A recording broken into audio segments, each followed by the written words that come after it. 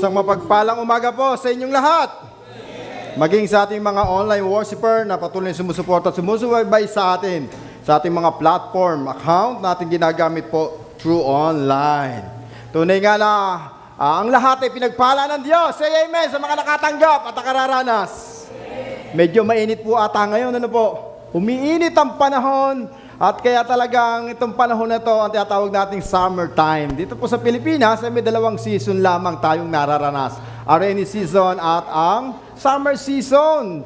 At kalimitan po tuwing darating ang summer season, dito po tayo nakararanas ng matinding init sa bansang Pilipinas because we are living in the tropical country na malapit sa Ecuador. Kaya tayo po tinawag na tropical country. Kaya habang tumatagal, painit ang panahon. Amen? Kaya po yung ating church, dahil dumadami rin po tayo lumalago, hindi na po tayo kayang i-accommodate ng ating aircon. Bibili na tayo ng bago, sabi ni Tita Reggie. Amen? Parang dito lang yata yung may gusto Ba't dito lagi active na active? Ano? Dito po ba? Ayaw po ba ng aircon? Hindi, silent na lang niya worker. Ano? Kailangan natin magpalamig dito ng kaunti. Ano? Kailangan tayong bumili. Talagang kinakailangan. Dahil baka po tayo ay ma-suffocate naman kung wala po tayong ditong ventilator na iikot po dito sa loob ng church. Kasi nga po napakadami natin po ngayon. Amen? Natutuwa po ba kayo? Dahil ang ginagawa ng Diyos sa ating buhay ay palago ng palago, padami ng padami, at palawak ng palawak yung ating nasa sapakupan. Amen? At hindi po talaga tayo makaiiwas sa panahon na ganito, kainit. Napakainit po. Kaya tayong lahat ay mayroong iba't ibang pamamaraan kung paano maibsan yung init. Yung iba nga po ay last Thursday, na nakisama po ako sa Kanalayan, sa swimming, dahil talaga ko po init, na sobrang init, na nakiswimming sa kanila kahit gatuhod lang ng pato ang tubig. Na minsan pa sumisid ang aking misis ay nabukulan pa sa noo. Kasi sa sobrang laki. Halos kasi laki lang yata po ng bathtub namin. Kaya nakakatuwa naman po na makasama yung ating mga kananayan. Masaya po ba ang mga kananayan? Yung mga hindi pa po nakasama, ini-encourage ko po na sumama po kayo. Don't worry, natin po yung pagsama-sama tayo magtutulungan, ma-enjoy po natin ang lahat. Amen? Excited na po ako sa susunod nilang event. Sasama po uli ako. Sasama po ba kayo mga katatayan? Salamat sa dalawang katatayan. Ako lang yata ang may gusto. Dahil nga po sa sobrang tindi ng init, ito ang isa sa pinakakinatatakutan ng karamihan. Hindi lang po sa bansang Pilipinas. Worldwide. Dahil sa pagdarating po ng ganitong summer season, ay meron po tayong tinatawag na El Nino. At ikumpara sa La Nina, mas tumatagal po ang epekto ng El Nino kaysa sa La Nina. Tumatagal po ang El Nino more than 3 to 6 months. Mas talang po ang La Nina, minsan 1 week lang po, up to 1 month. At sa record nga po na natala sa Biblia, 40 days lang po ang naranasan na pinakamatagal na ulan na umabot na sumakop sa sangkatauhan. Ito sa panahon ni Noah.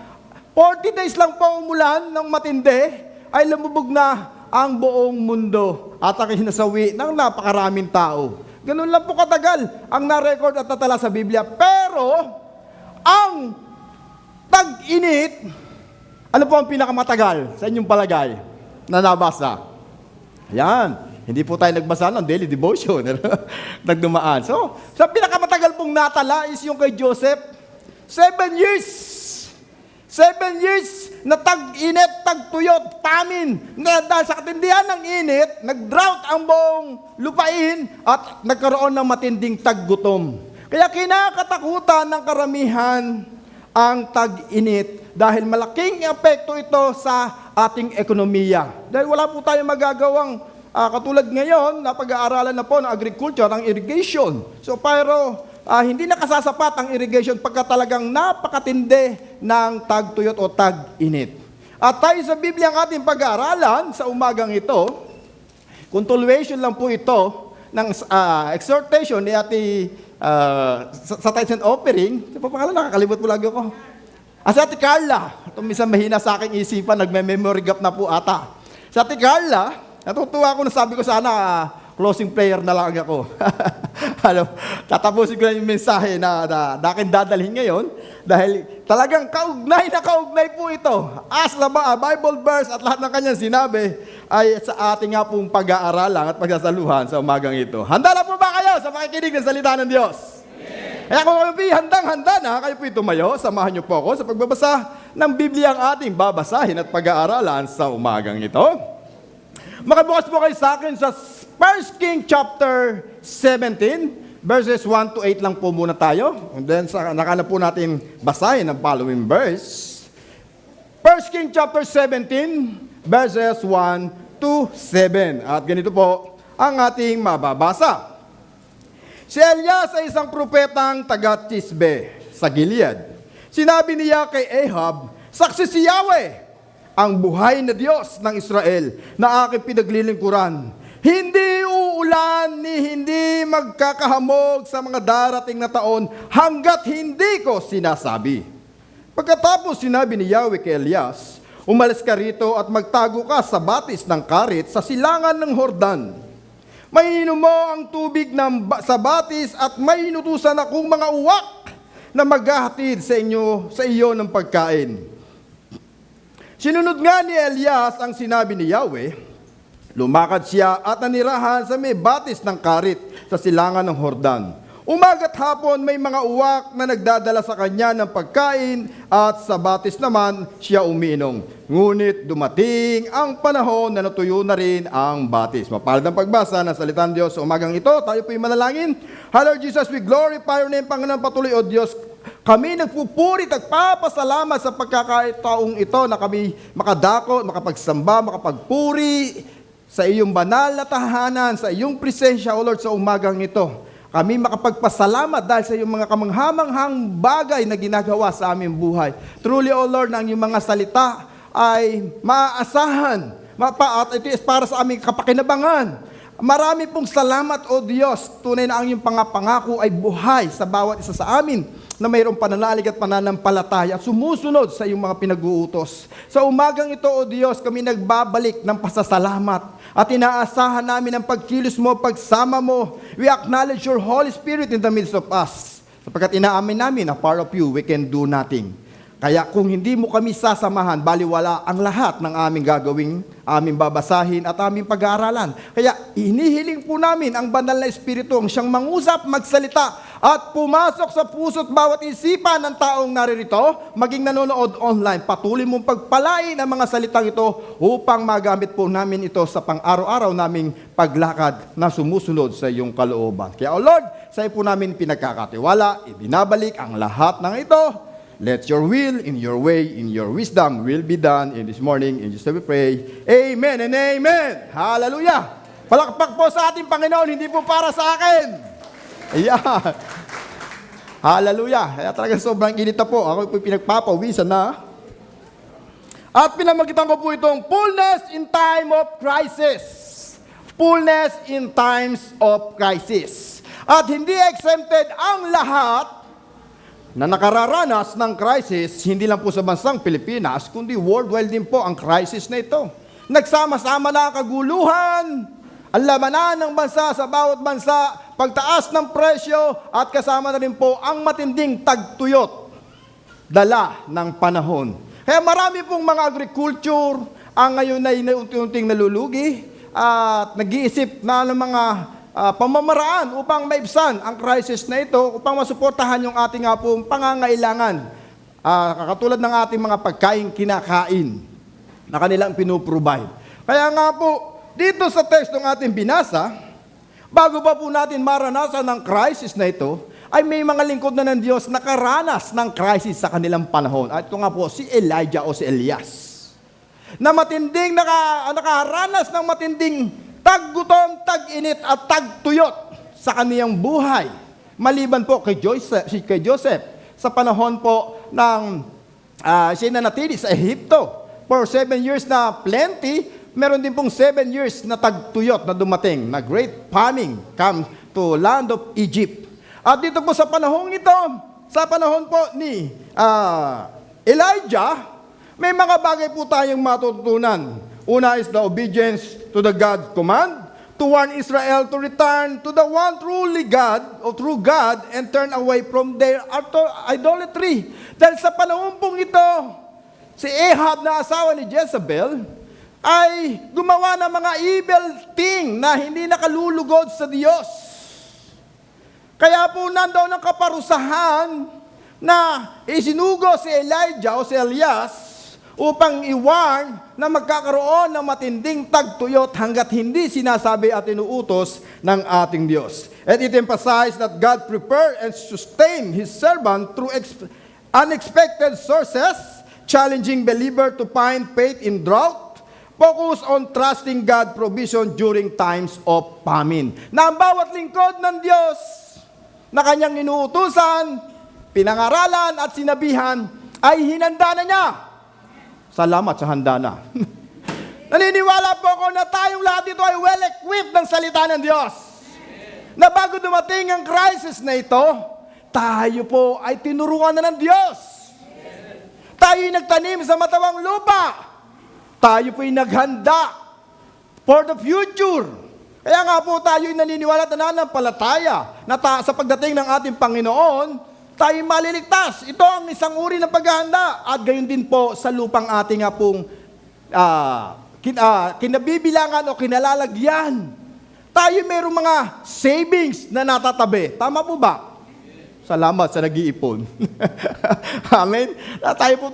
Minsan tayo mga Pilipino, mayroon tayong kasabihang ubos-ubos biyaya. Ayan.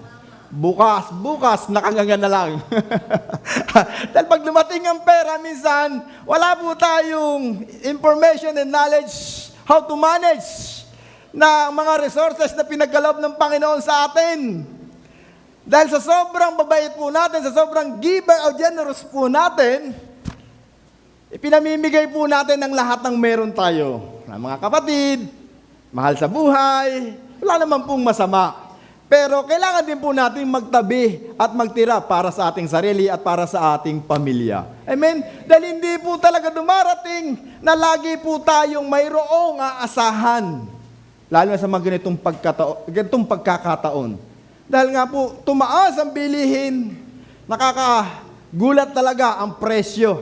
Lalo na sa gasolina, sa bigas, sa gas. Ang gas po, umabot po ngayon, 1.7 ng 11 kilos.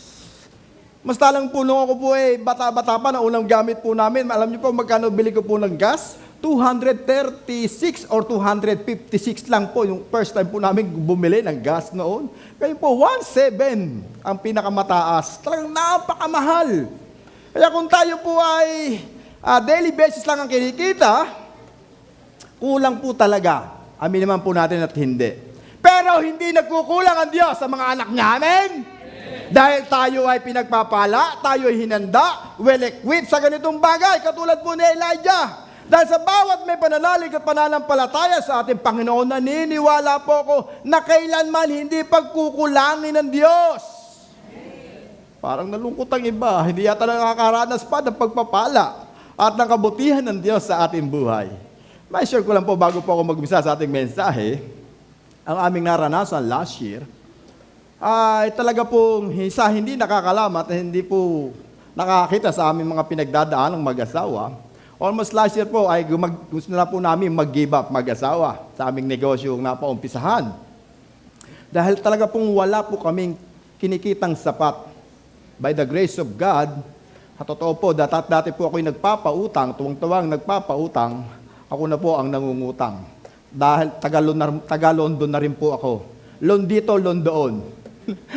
Hindi ko po kinahihiya ang mga bagay na ito dahil po ang aking katwiran, minsan wala po talagang magtitiwala sa atin na magpahiram ng malaking amount para makapag-umpisa ng negosyo. Kaya kailangan po natin gumawa ng paraan para po tayo ay mamuhay ng maayos at maganda at may provide ang pangangailangan bilang magulang. At gusto na po namin gumibap mag-asawa dahil gusto nga po namin muling mag-abroad. Magbalik po doon para ma-provide ang pangangailangan po ng aking mga anak. Sa laki ng tuition fee, isa pa lang po yung aking pinag-tuition fee, pero yung aking pumbuso ay free doon po sa 13 Martires. Pero kulang pa rin po, hindi sasapat At ang sabi ko nga po, kung nakaranas kami na bago pa po kami nag-uumpisa ng aking asawa, sa aming nga pong pagsasama, mas lalo pa pong dumoble yung hirap na aking naranasan sa ngayon. Pero hindi po ako nawalan ng pag-asa. Dahil alam ko, merong Diyos na makakapag-provide ng aming pangangailangan. Kahit may mga rejection, kahit may mga difficulties na naranasan namin sa buhay, sabi ko sa aking asawa, manatili tayo sa presensya ng Diyos.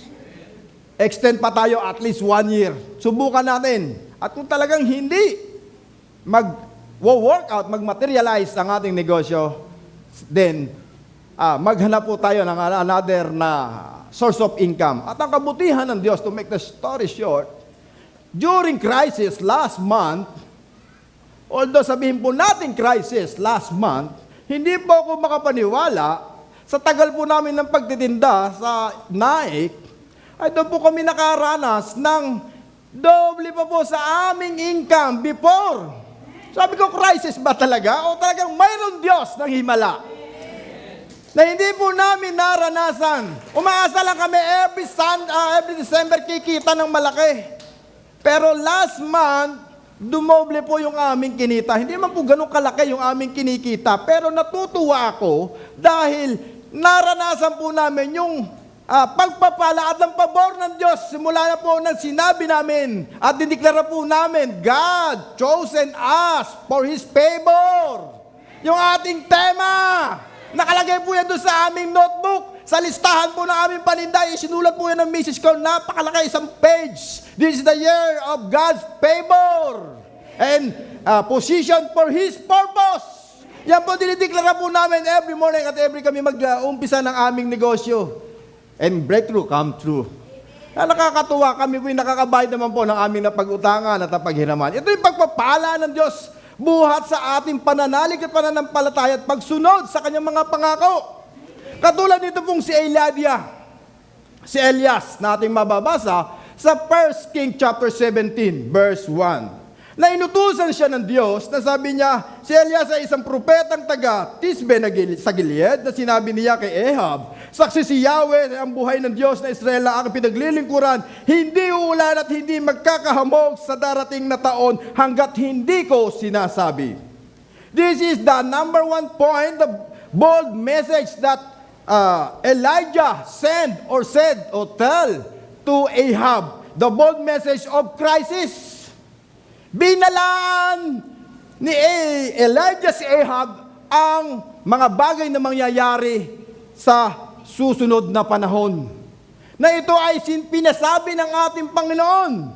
Sa inyo po bang palagay at sa mga nakararanas at ang mga tagapaghayag ng salita ng Diyos, sa inyo pong experience, napakadali po bang maghayag ng pinasasabi ng Diyos? Tingnan niyo po. Sabihin nyo lang po ngayon, hirap na po kayong magsabi. Ang katunayan po talaga, napakahirap mag-deliver ng salita ng Diyos, depende sa salita na ipinahahayag ng ating Panginoon. At higit sa lahat, lalo na sa pahahayagan ng salita ng Diyos. Dahil dito pa madali pong maghayag ng salita ng Diyos. Why? Dahil po kayong lahat na naririto ay willingly natanggapin ang salita ng Diyos. Say amen. Pero kung ilalabas po natin ang salita ng Diyos sa church na ito, this is one the great of challenge sa bawat mangangaral. Na sino ang hahayagan ng salita ng Diyos sa bawat taong ma-encounter natin? Napakadali na ihayag ang salita ng Diyos sa mga taong willing at mga naghahanap ng tunay na katotohanan at karunungan buhat sa Diyos. Pero sa katulad ni Ahab na isang masamang tao kasama ang kanyang asawa na si Jezebel, na wala silang tinatawag at pinaglilingkuran kundi ang mga propet o ang mga sinasamba na si Baal. Napakahirap kay Elijah na gawin ang mga bagay na ito. At napakaiksi ng mga details about kay Elijah.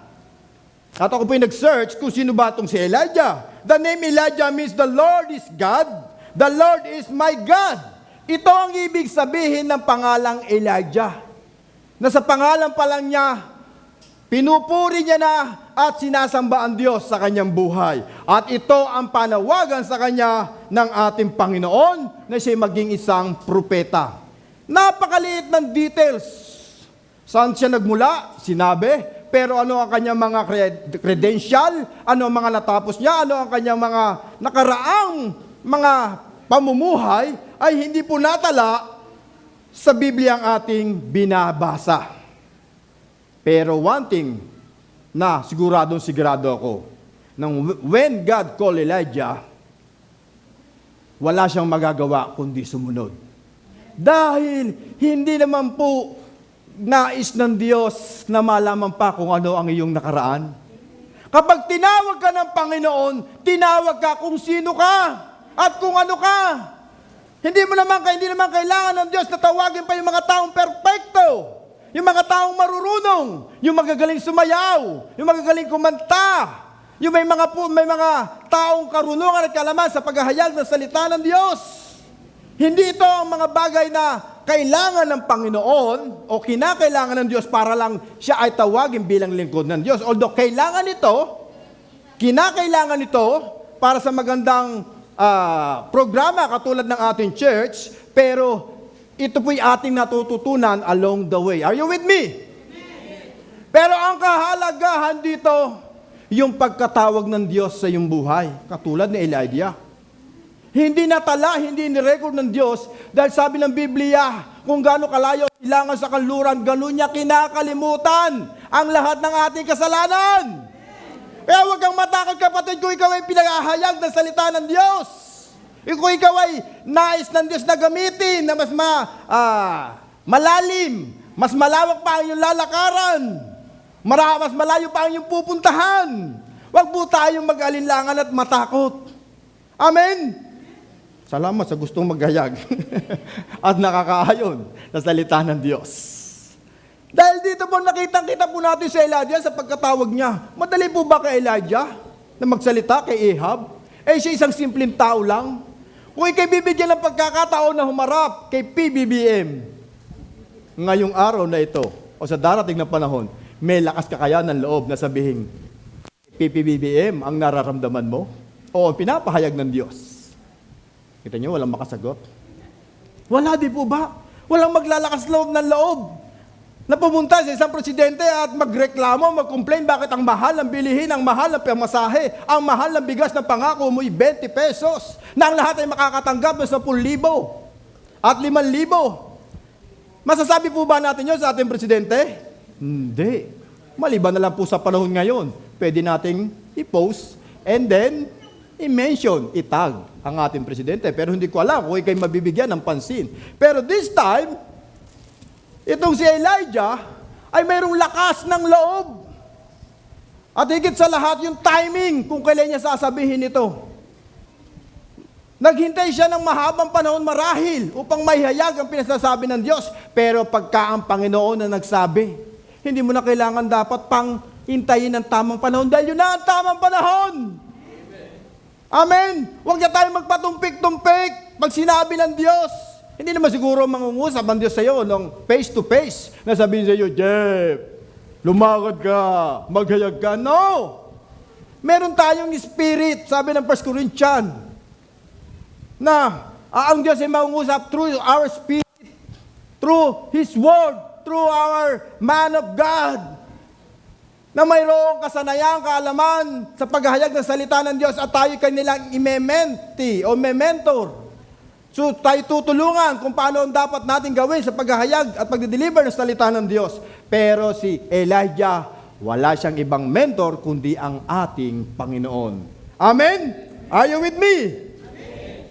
Na hindi na mahalaga kung ano pa ang nakaraan mo, kung ano mga naging desisyon mo sa buhay, kung ano ang kalalagayan mo, kung ano ang iyong family background, kung anong relasyon na mayroon ka, at kung ano pa ang disability mo. Dahil maaaring may mga taong masigit pa o nakahihigit sa iyo, pero maniwala ka, kapatid, na mas pinili ka ng Diyos. Salamat sa naniniwala. Naniniwala po ba kayo?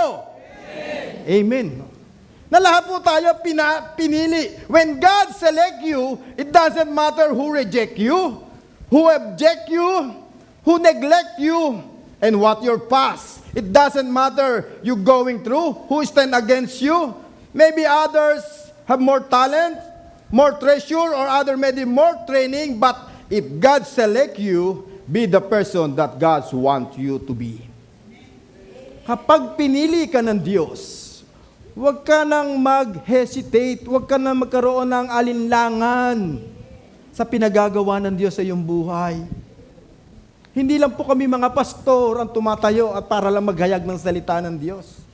Kahit ikaw, kapatid, kahit po kayo, ay gagamitin ng Diyos na mahayag ang kanyang kabutihan sa iyong pamilya, sa iyong asawa, sa iyong anak, at higit sa lahat, sa iyong biyanan. Salamat sa may lakas ng loob magsalita sa kanyang biyanan. Lahat tayo takot yata sa ating mga biyanan, ano po? Dahil lahat po sila ay parte din ng mga pinangakuan ng ating Panginoon Diyos. Kaya kung hindi ikaw ang gagamitin, kapatid, don't expect na mayroong pagpapala ang pangako na ibabalik ang Diyos sa iyo. Dahil sa bawat pagsunod, sa bawat pagtanggap ng mga salita at mga pinag-uutos ng Diyos, ikaw ang makikinabang, kapatid. Salamat pa rin sa mga nakinabang na. Parang walang nakikinabang po sa mga pagpapala ng Diyos, sa bawat pagsunod at sa bawat pagtitiwala at pananampalataya natin sa Kanya. Dahil ano po ba ang inutos ng ating Panginoon kay Elijah? The command to obey. The challenge. Elijah warned King Ahab to not rain until he said. At dito po ang the unexpected command ng ating Panginoon. Sinabi sa kanya, sabihin mo kay Ahab na magkakaroon ng matinding tagtuyot. Unang challenge na kanyang na-conquer. Ang pangalawa, ang sabi ng Panginoon, go! Go! Saan siya pinapupunta? Sa brook. Mahirap po bang sumunod sa Panginoon at umalis sa kinalalagyan mo kung saan ka komportable? Kung saan ka masaya? Kung saan na-enjoy mo ang lahat ng bagay? Kung saan marami kang kakilala? Kung saan marami kang mga ari-arian? Katulad po ni Abraham. The first time na encounter po ni Abraham ang Panginoon, ano po ang ginawa sa kanya? Pinalis siya kung saan siya naninirahan. Sabi ng Panginoon, Abraham, go! Pumunta ka sa lupa na yung pumunta ka sa isang lupain na aking pinapupuntahan sa iyo. At doon, pararamihin ko ang iyong mga ari-arian. At ang iyong mga anak ay kasindami ng mga bituin sa langit at kasindami ng mga buhangin sa dalampasigan. Ito ang pinagsasabi o ito ang inutos ng Diyos kay Abraham at gayon din ang inutos kay Elijah. Sabi niya, go! Pumunta ka! Madali po bang sumunod? Parang napakahirap, ano po? Napakahirap po talaga. Lalo na kung ikaw ay nasa upuan iyan, na inuupuan mo, na nakahalokip, nakikinig ng salita ng Diyos, habang damang-dama mo ang lamig ng aircon.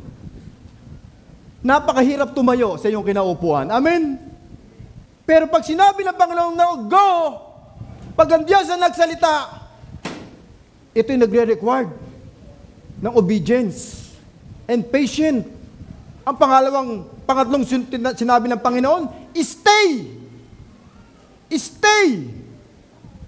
Pinanatili ng Panginoon si Elijah kung saan ang Panginoon ay naghanda na para sa darating na tagtuyot. Wow! Alam ng Panginoon na mayroong tagtuyot, pero bago dumating ang tagtuyot, hinanda na pala ng Diyos ang pangangailangan mo, kapatid. Diba? Parang hindi pa nakaranas yung iba. Katulad yung sabi ni Ate Carla, crisis. Pero yung ating mga kananayan, busog na naliligo. Sa dami na yata ng tubig na ininom sa swimming pool. Pero hindi po. Sa pagkain na kanilang kinain, kahit po ako hindi natunawan. Sa dami din po na kinain na mangga, na may bagoong, may pakwan, at iba-ibang pagkain na putahin na dala-dala ng share ng ating mga kananayan. Mayroon pang badalang pork chop si Bishop, barbecue. may isda. Napakasarap kumain kasama ang ating mga kapatiran na nag-enjoy din po habang nilalabanan ng init at ang crisis, tayo masayang sama-sama. Masaya po ba mga kananayan? Parang andito lang yung masaya lagi. Dito po ba, ano ba? Tulog na? Andiyan pa po ba kayo? Masayang masaya po sila. Ayaw pa po nila umuwi, alas 7 na. Cut off na, ayaw pa umuwi. Dahil daw nila na-enjoy yung presence ni Lord. Kasama ang ating mga kapatiran. Katulad ni Elijah, na-enjoy niya, panandalian. Yung kanya nga pong pagsunod na may pagtitiwala sa ating Panginoon, nakita niya na ipinrovide na ng Diyos ang kanyang pangangailangan. Na sa gabi at araw, mayroong uwak na nagpapadala sa kanya ng kanyang pagkain. Uwak. Isang raven. At alam niyo po ba na ang isang raven ay isang scavenger? At ang raven ay isa sa pinakamatalinong uri ng ibon na kaya niyang ma-adapt ang kapaligiran at kaya niyang imitate ang human being. Marunong din po siyang gumamit ng mga tools at very creative at very mapamaraan. Resourceful ang mga raven. Napakatalino po ng raven. Kaya tingnan mo yung katabi mo. Mukha bang raven? Raven ang pangalan niya. Ayun. Isa siyang uri ng ibon na napakatalino. Kaya hindi nakapagtataka na ito ang ginamit ng Diyos. Dahil alam po ng Panginoon ng raven ay siya po ay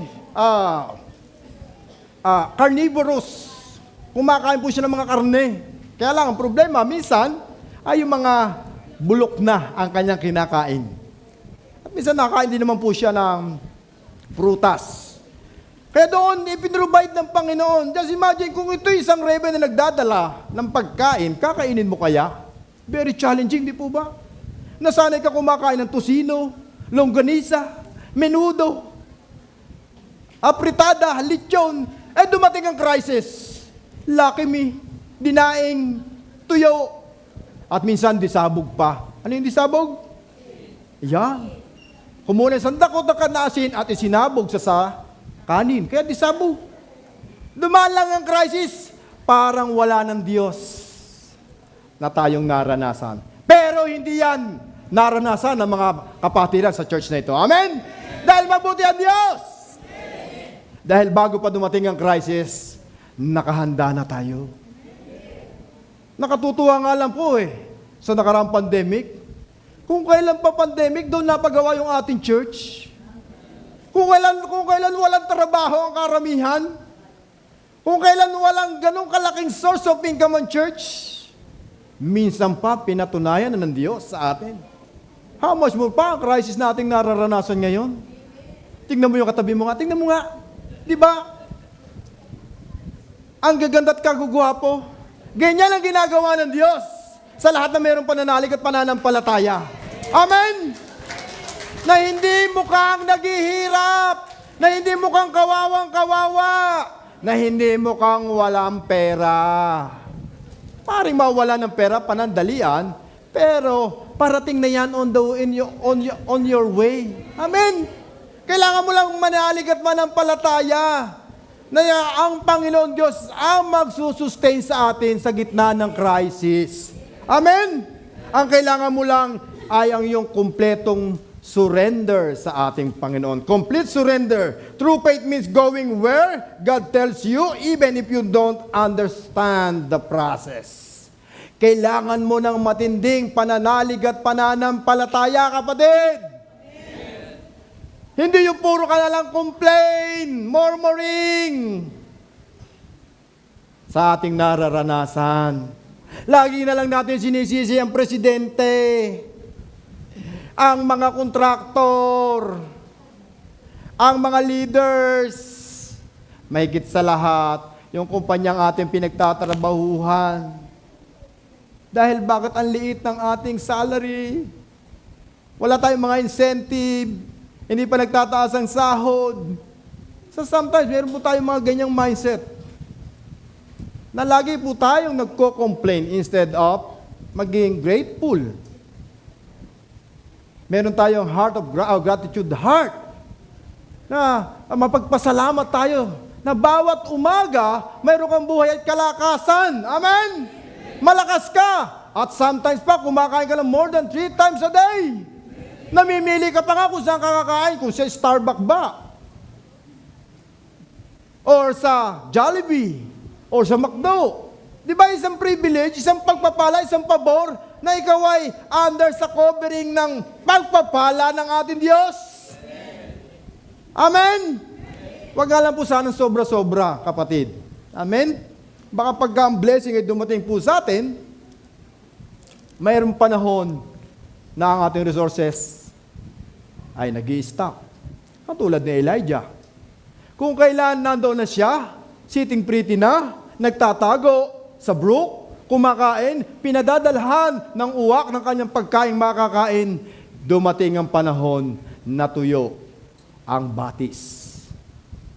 Dumarating din po sometimes sa buhay natin. Pero hindi dahil para manghinat manlupaypay ka, kapatid. Dumadaan ang crisis dahil merong purpose ang Diyos. At bago pa dumating ang crisis, uli, o maubos ang iyong resources, may hinanda na naman ng Diyos. Ito ang nakakatuwa sa Diyos. Unlimited sources ang binibigay ng ating Panginoon. Bago pa matuyo, may kinausap na ang Diyos. Isang widow na magpapakain muli kay Elijah. Pinapunta si Elijah sa Serephat. Sabi po doon sa sa 1 King chapter 17 verse 8 to 9 na pinapunta ng Panginoon si Elijah sa Serephat sa babaeng balo upang magpakain sa kanya. Pero hindi ganun kadali, kapatid. May problema uli. Ano ang problema? Ang babaeng balo ay hindi willing na pakainin ang man of God. Bakit po? Siyempre, bilang magulang, natural, priority natin ang ating pamilya. Tama po ba, mga kananayan, katatayan? Tapos may dadating, papakain mo pa sa kanya. Ang matindi nito, sabi niya, ay, eto nga, naghahanap na ako ng panggatong na bago pa kami mamatay, makakain man lamang kami. Ano po ang kanyang nasa isipan? Makakain lang po. This is a mindset po natin minsan. Na poverty mentality. Mas okay lang sa atin na makasurvive. Pero hindi tayo naniniwala minsan at nananampalataya sa sinasabi ng Diyos. We are not called to be survived, but to thrive. Ba, parang wala nakarinig na salita ng Diyos. Hindi tayo tinawag ng Diyos para maging survivor lang, but to thrive. Para tayo ay managana, sumagana, lumago. Amen.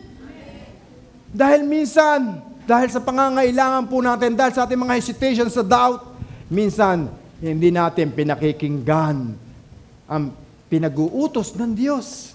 Ang babaeng to is unwilling na pakainin ng lingkod ng Diyos. How many of you na nakaranas ng rejection? Failure. Rejection. Na lahat ng taong nilapitan mo yung nagsabi sa'yo ng no. Pinaghindian ka. Na may mga taong hindi nagtitiwala sa mga ideas mo. Mga taong hindi naniniwala sa mga experience mo, sa mga nararamdaman mo, sa mga pinapangarap mo sa buhay, ni isa walang sumuporta.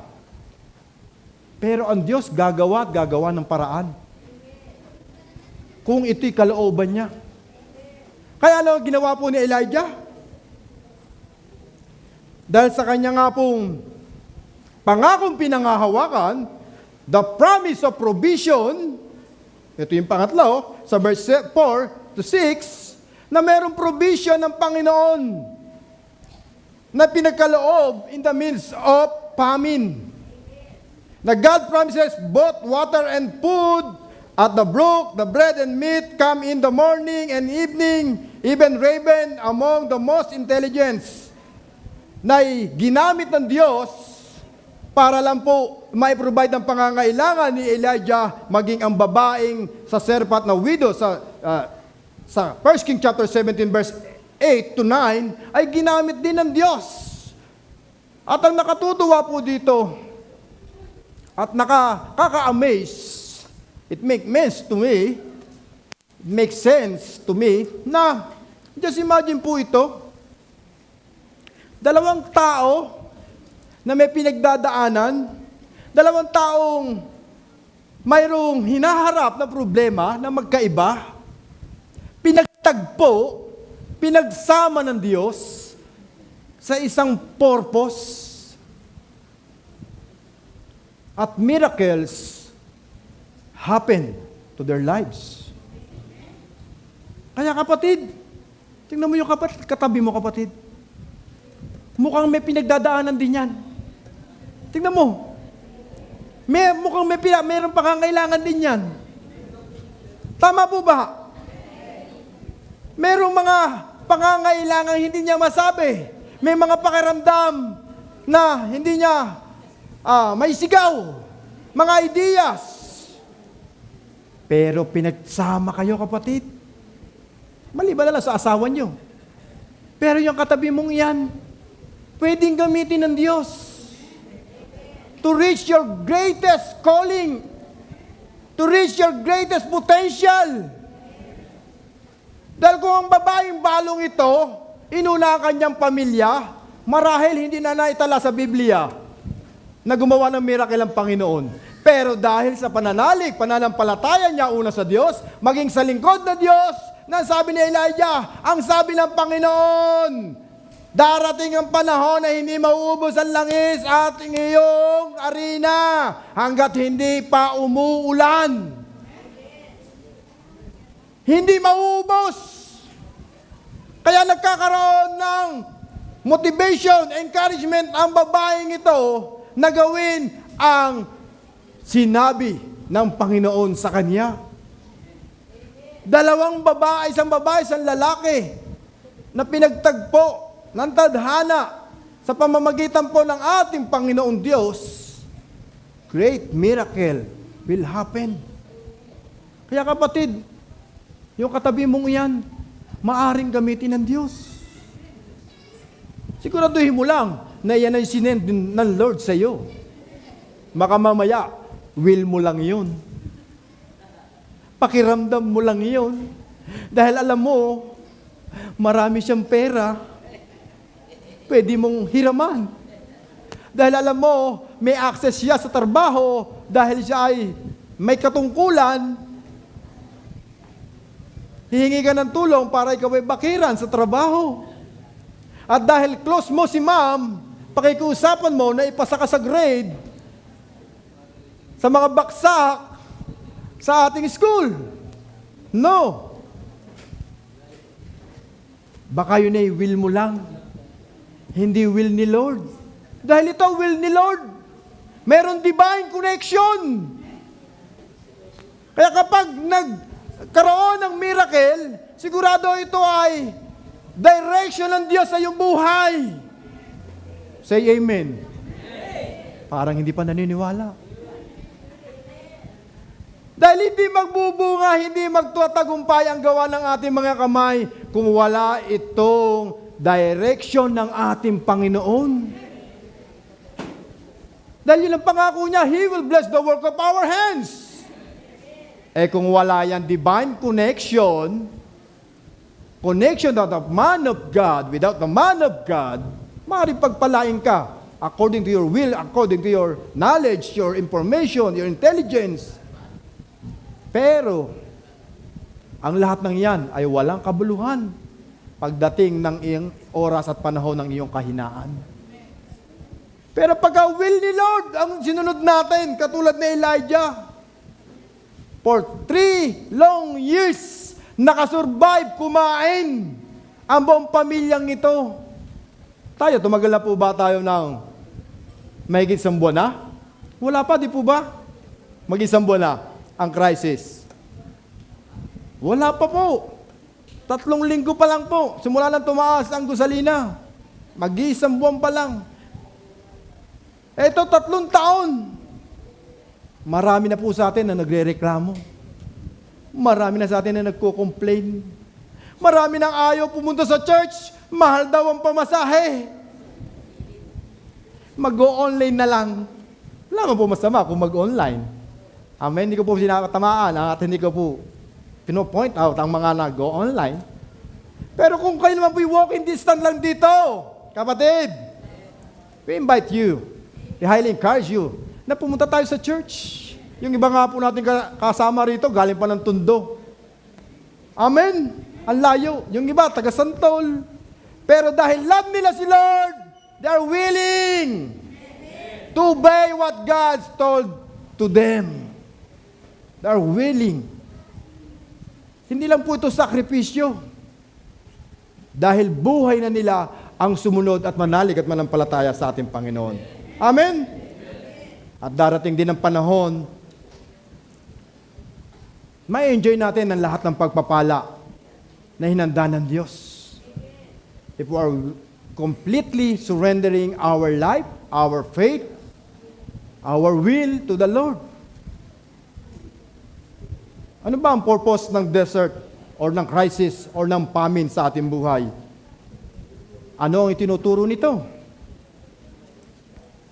God tells us we need to learn to trust Him. At pinakikita rin po rito na anumang bagay natin tinatangkilik,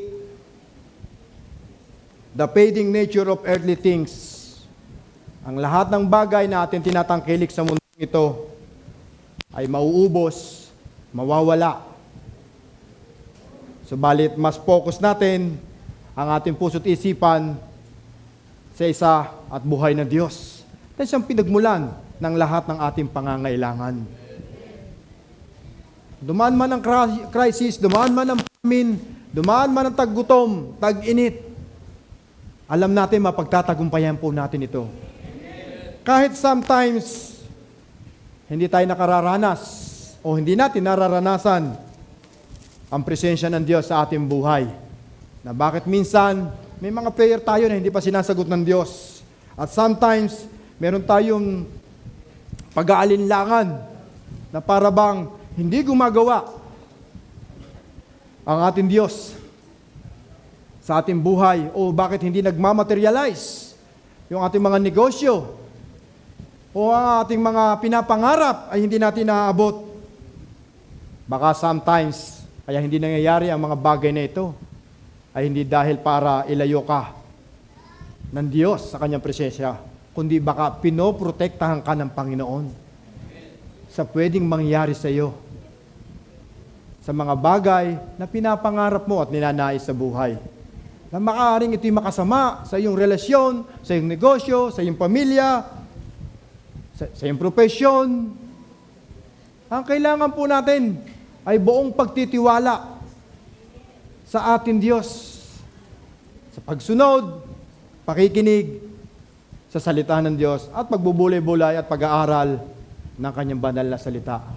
Dahil bago pa dumating ang crisis na ito, na ating nga pong hinaharap ngayon, naisulat na, naitala na, dapat lang po nating paghandaan at paniwalaan ang mga bagay na ito na darating at darating ang mga salitang isinaad, isinulat at sinabi ng Diyos. Buhat sa salitang itong ating pinag-aaralan. Mangyayari at mangyayari. Kaya tayo nag-aaral, nagbabasa, nagbubulay-bulay ng salita ng Diyos. To be aware, to be prepared sa mga bagay pang darating. Just Elijah that God sent into the brook, He led us through the season of hiding and waiting. We are called to stand with courage, obey completely, and trust that God will provide in His own ways, in His own time. So hold on. Stay faithful. Trust His word even when life feels uncertain. Because when God speaks, it is already done. His promise are not maybe, they are sure. What God has planned for you will surely be fulfilled. Kung anumang mga salita ang pinanghahawakan mo at hawak-hawak mo ngayon, kapatid, mangyayari at magaganap iyan. So, kailangan lang po natin ay manatili at patuloy na manalig at manampalataya. In times of crisis, God will fulfill His word in your life. Because God, fullness in times of crisis, will sustain all of us. And to God be the highest glory.